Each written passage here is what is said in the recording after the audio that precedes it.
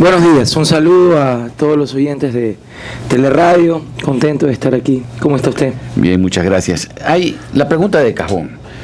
Alianza País celebró el día sábado 9 años de estar en el poder. ¿Cuál es su valoración de estos 9 años de Alianza País?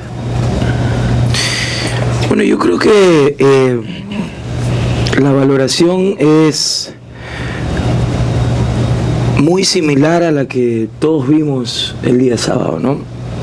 Un gobierno que en inicio, allá hacia el año 2006, cuando recibió el respaldo de la gran mayoría de los ecuatorianos, sembró muchas esperanzas en la gran mayoría del pueblo de que por fin se iba a dar el cambio que tanto anhelaba el Ecuador, de que por fin llegaba una ola de justicia, de igualdad, en la que se iban a restablecer derechos que habían sido ultrajados, violados por quien se había denominado partidocracia que gobernaba el país.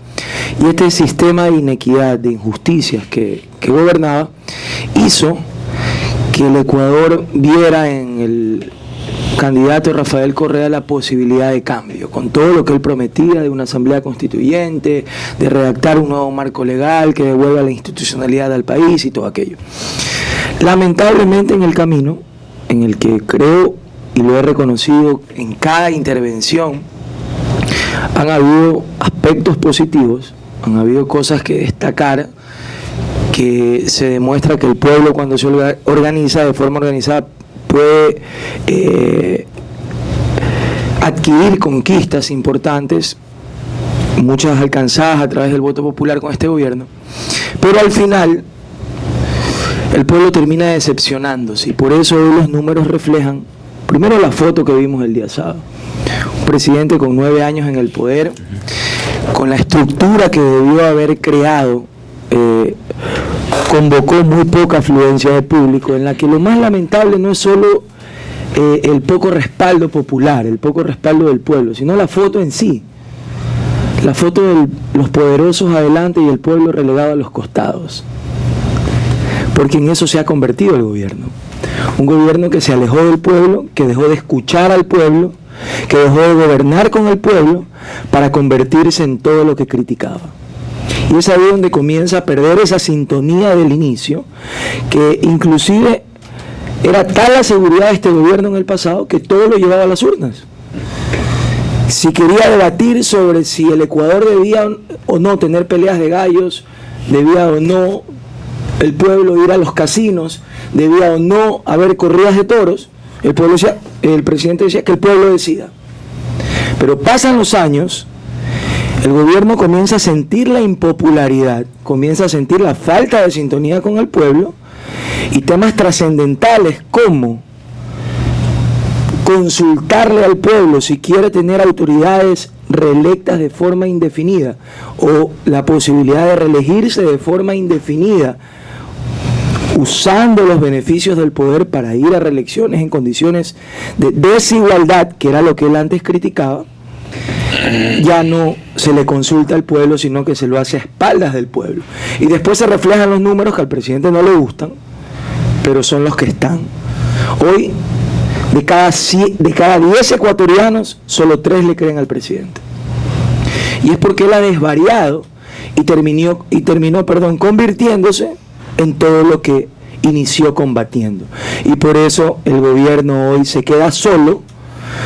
El presidente se excusa de participar en las próximas elecciones porque sabe que no tiene números para reelegirse, y decide irse a Bélgica, que es donde siempre vivió y donde se siente realmente parte de.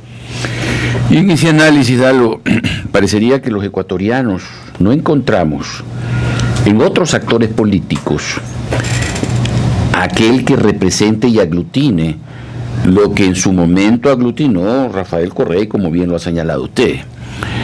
Un cambio, una esperanza, una transformación.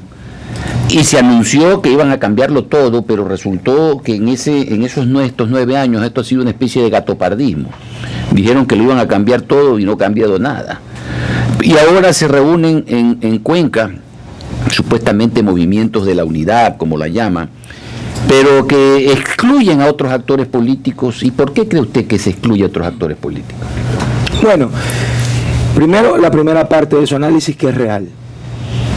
El pueblo no encuentra una alternativa.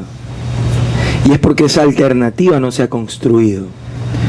Porque la famosa unidad que pretende generarse no nace de un proyecto político que concientice y socialice con el pueblo, que escuche primero al pueblo cuáles son realmente sus preocupaciones y a través de haber escuchado al pueblo construyan una propuesta que le permita al pueblo tener una nueva alternativa, sino que nace de la unidad de unos cuantos políticos que se reúnen solo entre ellos, excluyendo a todo aquel que piensa diferente a ellos, tal cual critican del gobierno, y pretenden utilizar al pueblo para poder regresar al poder, al cual no han podido volver desde que comenzó este proyecto denominado de la Revolución Ciudadana. Entonces, el pueblo mira hacia el futuro y no encuentra una alternativa. Y todos los decepcionados del régimen, cuando ven la unidad que quieren hacer los politiqueros, dicen, nosotros no estamos de acuerdo.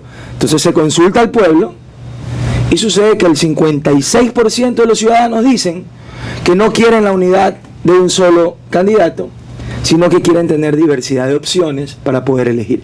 ¿Por qué se da esto? Porque la unidad no se da con el pueblo. Esta unidad que quieren construir los del pasado representa tal cual la fiesta de la oligarquía a la que el pueblo jamás está invitado. El pueblo solo es utilizado para servirles. Quieren utilizar al pueblo para regresar al poder, ¿alrededor de quién? Entonces no hay un llamado sincero. Tal es así que ya cambian el discurso.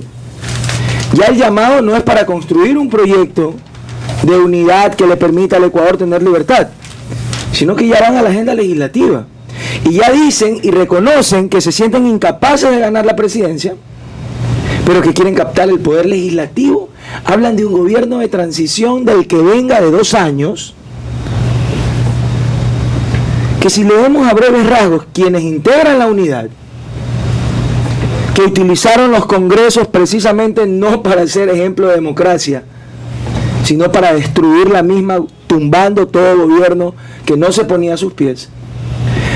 Parecería que el mensaje es, a nosotros no nos importa la presidencia, vamos a captar una mayoría legislativa para convertir de la Asamblea lo que hicimos en el pasado del Congreso. Ahí le estarían dando la razón entonces al presidente, que ha dicho que la oposición lo que busca es eso, naturalmente, una Yo he dicho... Sí. Tenemos una preguntita, pues, permítame darlo. Encantado. En vivo nos acompaña Dalo Bucarán, candidato a la presidencia de la República por Fuerza Ecuador. Nos escribe un oyente y dice, buena entrevista en Teleradio. Dice, ¿no cree que es mucho mejor que usted decline su candidatura y se sume a la gran mayoría de la oposición? Escribe el señor Víctor Maigón Martínez. Le doy el nombre a... Sí, gracias a Víctor por su aporte. Yo respeto su criterio, pero no sé dónde está esa mayoría de aquella oposición. Si la oposición no ha ganado una elección en los últimos 10 años. Y en este análisis que hacemos, tenemos que preguntarnos el por qué. Porque si tú tienes muchos años haciendo algo que no te llevan a la meta indicada, tienes que cambiar la forma de hacer las cosas. Por ejemplo, hoy están con la novelería de la unidad en Venezuela. En la MUD todos se unieron y lograron derrotar al chavismo. ¿Hace cuántos años existe la MUD? La MUD no nació en esta elección. La MUD nació y enfrentó a Chávez. Y enfrentó a Chávez en su momento antes de Capriles. Finalmente llegaron a Capriles. ¿Y por qué Capriles perdió con Chávez y perdió con Maduro? Porque estaban en un discurso de odio contra todo aquel que había sido chavista. Entonces hay que comenzar a entender que hay un fin mayor, que es Ecuador.